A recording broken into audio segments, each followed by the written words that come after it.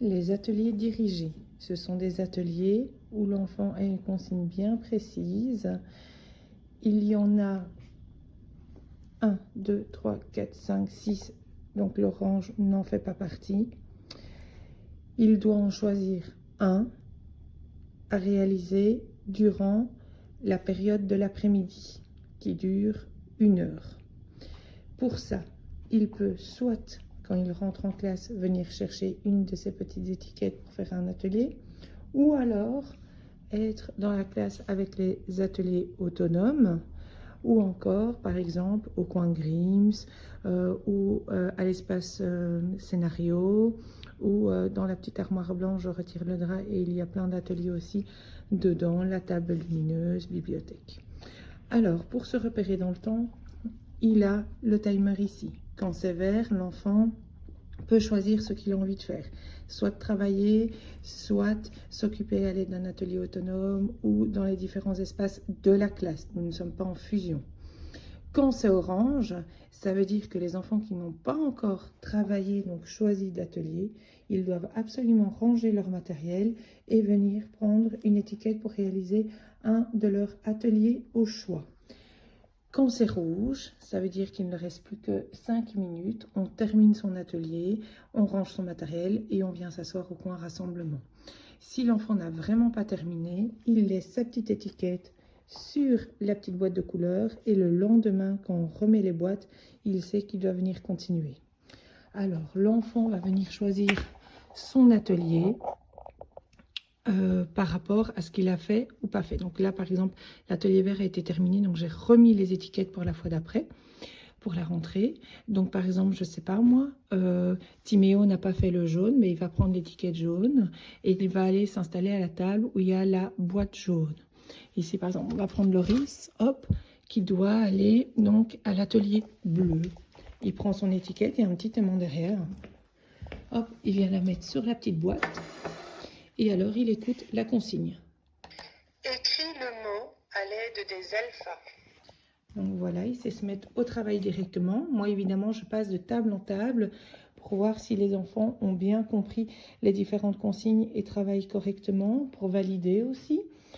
Ensuite, quand ils ont terminé leur atelier que j'ai validé, hop, ils prennent la petite étiquette et ils la mettent dans le pot. Donc ça, c'est tous les enfants qui ont déjà fait cet atelier. Et ceux qui sont là, c'est ceux qui n'ont pas encore fait l'atelier.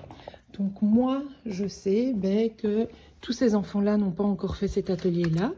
Ici, par exemple, pour la rentrée, je dois créer un nouvel atelier vert. Alors, le vert, c'est soit artistique ou scientifique.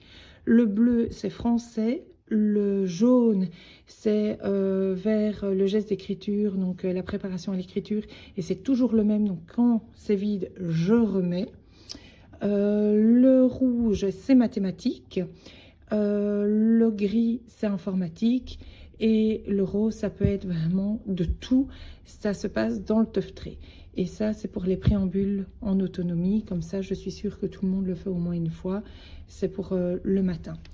Donc, je ne sais jamais quand mon prochain atelier va tomber parce que ça dépend un peu des enfants. Donc moi ici je dois créer un nouvel atelier vert pour la rentrée. Les autres on va les terminer tranquillement à la rentrée, ce qui permet de ne pas avoir une rentrée complètement folle aussi. Du coup, je sais toujours l'atelier qui va suivre parce que je ne sais pas si je vais le mettre en route le lundi, le mardi, le mercredi, le jeudi ou le vendredi. Parce que si à la rentrée, ils me font tous le bleu, le mardi, je dois avoir mon nouvel atelier bleu prêt à être mis. Ce sont vraiment des ateliers qui répondent au référentiel belge pour les premières, deuxième et troisième maternelles. Donc à chaque fois, il y a trois niveaux différents dans l'atelier. Donc là, par exemple, pour les alphas, hop, pour les plus petits, les premières maternelles, ils doivent juste me citer le son ou le nom de l'alpha. Et pour les deuxièmes, ils doivent mettre la cursive, hop, avec associer la cursive à l'alpha. Et ceux qui sont prêts peuvent commencer à faire les mots et les grands font les mots. Donc voilà, il y a toujours trois niveaux différents dans les ateliers. On fait en fonction de l'enfant. Et le but, ben, c'est que l'enfant fasse minimum un atelier donc, pour la période de l'après-midi. Euh, à, à ce moment-ci de l'année, généralement, ils me demandent pour en faire 2. On commence à accepter tout doucement, mais du coup, ça, il faut vraiment, ça tourne énormément pour les ateliers et voilà, c'est plus de boulot. Voilà comment je fonctionne donc, pour les ateliers plus dirigés et c'est toujours en fait des apprentissages qu'on a vus en grand groupe auparavant. Si je travaille sur un petit projet ou quoi que ce soit, ben on le met en sciences ou en artistique, ou alors dans le teuf trait aussi. Donc voilà. Après, tout ce qui est mathématiques, français, c'est des apprentissages à part qui ne sont pas du tout thématiques. Et ça, vous pouvez retrouver ça dans un de mes posts.